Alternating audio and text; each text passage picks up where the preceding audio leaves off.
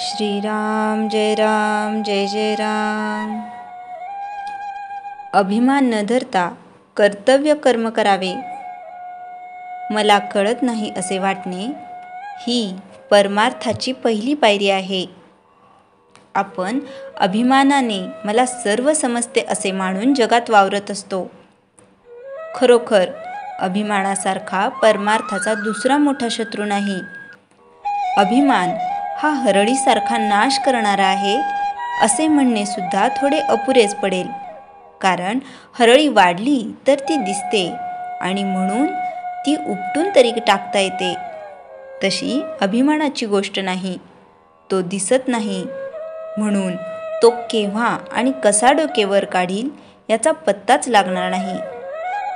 चित्तशुद्धीच्या मार्गात मोठी धोंड कोणती असेल तर ती अभिमानाची आहे आणि स्वतःच्या कर्तबगारीने आपण त्याच्या तावडीतून सुटू असे म्हणणेही वेडेपणाचे होईल. त्याच्या कचाट्यातून सुटण्याचा मार्ग म्हणजे सद्गुरूला अनन्य भावे शरण जाऊन अभिमानाच्या तावडीतून सोडविण्याबद्दल त्याची सतत प्रार्थना करणे हाच होय. चित्तशुद्धी झाली की शेताची मशागत पुरी झाली असे म्हणायला हरकत नाही.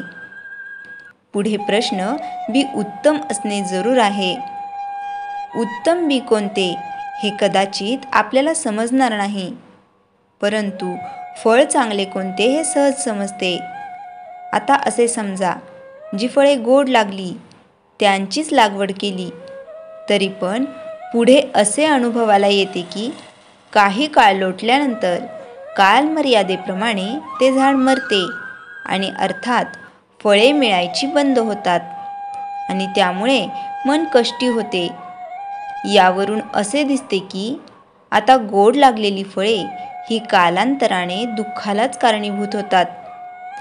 तर मग बी निवडताना असे पाहणे जरूर आहे की ज्याची झाडे कायम टिकणारी आहेत आणि फळे अक्षय सुखाचा लाभ देणारी आहेत.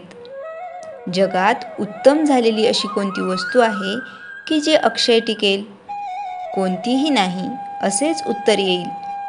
म्हणून विनाशी फळाच्या आशेने केलेले कोणतेही कार्य सुखाला नेत नाही असे म्हणावे लागते.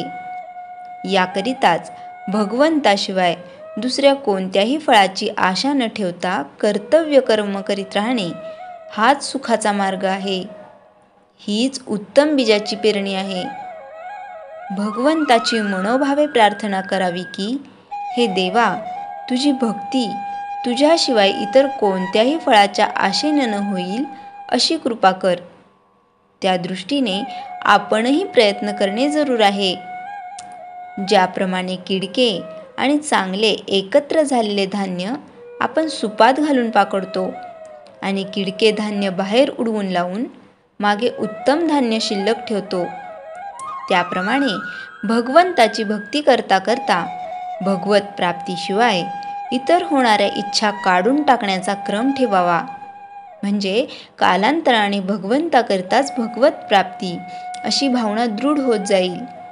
श्रीराम जय जय राम. चैतन्यवाणी. खरे सुख हे कायम टिकणारे पाहिजे. श्रीराम जय जय राम. संत गोरा कुंभार. बाळ रांगले घरात, पायी वाळे तोड्याचे खळखळ, गोकुळ नांदते घरात, नामाचे तया पाठबळ. आठवं आपत्य आपल्या घरात नांदते आहे म्हणजे तो श्रीकृष्णच आहे. त्याचं लोभस हसणं, बोबडं बोलणं, घरात रांगत पळत फिरणं, खोड्या करणं, सारं पाहून रखुमाई सुखावल्या होत्या. दिसामासानं मोठे होणारे गोरा आईवडिलाच्या संस्कारात हरिभक्तच झाले होते. शुद्ध बीजाचे पोटी फळे रसाळ गोमटी. संतांच्या घरी संतच जन्माला येणार. गोरोबांना अक्षर ओळख, लिखाण वाचन यात खूप गोडी होती. तल्लख बुद्धी होती, त्यामुळे शिक्षण सहज व्यवस्थित झाले. आध्यात्मिक प्रगती सुद्धा उत्तम होती. माधवबुवा स्वतः त्यांना सर्व उपदेश करत होते. काही दिवसांवर आषाढी एकादशी होती. कामाचा व्याप सुद्धा जास्त होता, त्यामुळे पंढरपूरची वारी कशी होणार नव्हती. माधवबुवा सांगत कर्तव्य पार पाडले की परमार्थ साधता येतो. यावेळी आपण डोळे बंद करून डोळ्यासमोर पंढरपूर आणूयात. जसे सोनियाच्या दिनाची आषाढी एकादशी, मनाची ये वारी पंढरीची. मनाची ये वारी अखेर आज अशा भूप्रदेशात पोचलीये जिथे फक्त आनंदी आनंद. हो, चंद्रभागा तीरावरचे पंढरपूर, पृथ्वीवरचे हे पवित्र ठिकाण वैकुंठच. निदान पृथ्वी तलावर किमान एक तरी असे ठिकाण जिथे ना कुणी मोठा ना लहान, राजा असो वा रंक, सगळेच जण कसे एक, अहंकार मुक्त समसमान. हे आहे संतांचे माहेर, अर्थातच पंढरपूर. आज इथे भक्तगणांच्या आनंदाला उधाण आले. काहीही प्राप्त करायचे तर कष्ट हवेतच. ऊन वारा पाऊस अंगावर झेलून चालल्यावर अखेर पंढरीत प्रवेशाचा आनंदच काही वेगळा आगळाच. असं म्हणतात, समता मंत्र देणारा भागवत धर्माच्या भगव्या पताकाचेच राज्य आहे. विठ्ठल नामाच्या जयघोषाशिवाय दुसरा शब्दच इथे ठाऊक नाही. इथे भौतिक जगापासून सुटका होते. आपला स्व विसरून हरिनामाच्या गजरात सारे दंग होतात. लाखो भक्तांमध्ये स्व अस्तित्वाची ओळख विसरल्यानेच परमेश्वर नगरीत प्रवेश होतो. या नामस्मरणाचा आनंद अधिकच. आज एकादशी. आजच्या मानसपूजेत भक्तांनाही जनी वनी अंतरंगी हरीच दिसतोय. नजर पोचेल तिथवर दर्शनाची रांग, आणि हे काय, या रांगेत चक्क संतांची मांडियाळी, म्हणजे वैकुंठच भूवर अवतरले. देव म्हणजे अंतःकरणातील पवित्र भाव, देवावर अतूट विश्वास असणे, परमेश्वर सहवासाच्या आनंदाची अनुभूती प्राप्त होणे, ही तर पूर्वजन्माची पुण्याई. सश्रद्ध भक्त हे पापभिरू असतात. हा विठ्ठल चराचरातही आहे, म्हणून त्याची भेट होते. तो सोनियाचा दिनच. वारकऱ्यांना आपल्या आराध्याविषयी प्रचंड आस्था असते. दर्शनासाठी मन व्याकुळ होते. जे कष्ट झेलले आहेत ते कष्ट परावर्तित होतील विठ्ठल कळसाच्या दर्शनात. त्यांचे आनंदाश्रू ही आगळी अनुभूती. आज वैष्णवांची दिवाळीच. अवघे पंढरपूर गरजत आहे. विठुनामाचा गजर लक्ष लक्ष चक्षूंना सुखावणाऱ्या आनंद सोहळ्याचे साक्षी होत भक्तिभावाने आपणही वीणा टाळ मृदुंगासह होणाऱ्या सुरेल नामघोषात सहभागी होत जाऊ. हा सर्व शक्तिमान पांडुरंग सिरधई दयाळू भक्तांचा तारणहार आहे. तो कल्याणकारी आहे. या पंढरपूरला मनाने जाऊन आपण जगतपालक विठ्ठल रखुमाईला वंदन करून धन्य होतो. आईवडिलांना गोरांनी पायावर डोके ठेवून नमस्कार केला.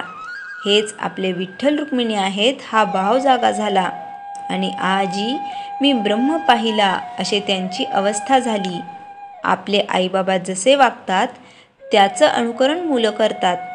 माणसानं कसं वागावं हे सांगताना माधवबुवा गोरांना सांगतात, जगात 2 प्रकारच्या वनस्पती आहेत. एक आपलं फळ स्वतःहून देणाऱ्या, उदाहरणार्थ आंबा, पेरू, केळी. दुसरी आपलं फळ लपवून ठेवणाऱ्या, गाजर, मुळा, बटाटा, कांदा. ज्या वनस्पती आपले फळ स्वतःहून देतात त्या आयुष्यभर पुन्हा पुन्हा फळ देत राहतात. त्यांना सर्वजण खतपाणी देऊन जीव लावतात. आणि ज्या वनस्पती आपलं फळ लपवून ठेवतात त्यांना मुळासहित उपटून काढलं जातं. तसेच जो मनुष्य आपली विद्या, ज्ञान, धन, शक्ती स्वतःहून समाजाच्या सेवेसाठी खर्च करतो तो समाजात मानसन्मान मिळवण्यात यशस्वी ठरतो. त्याची चांगली कीर्ती समाजात शिल्लक राहते. याउलट जो मनुष्य आपली विद्या, ज्ञान, धन, शक्ती स्वार्थापोटी लपवून ठेवतो, दुसऱ्यांना देण्याची वृत्ती बाळगत नाही, तो मुळासकट उपटला जातो. जे जे आपणासी ठावे ते ते इतरांसी सांगावे, शहाणे करून सोडावे सकल जन. या उपबोधाचा गोरांच्या जीवनावर शेवटच्या श्वासापर्यंत प्रभाव राहिला. श्रीराम जय राम जय जय राम. जयाच्या जनी जन्मनामार्थ झाला, जयाने सदा वासनामात केला, जयाच्या मुखी सर्वदा नाम कीर्ती, नमस्कार त्या ब्रह्मचैतन्य मूर्ती. श्रीराम जय राम जय जय राम.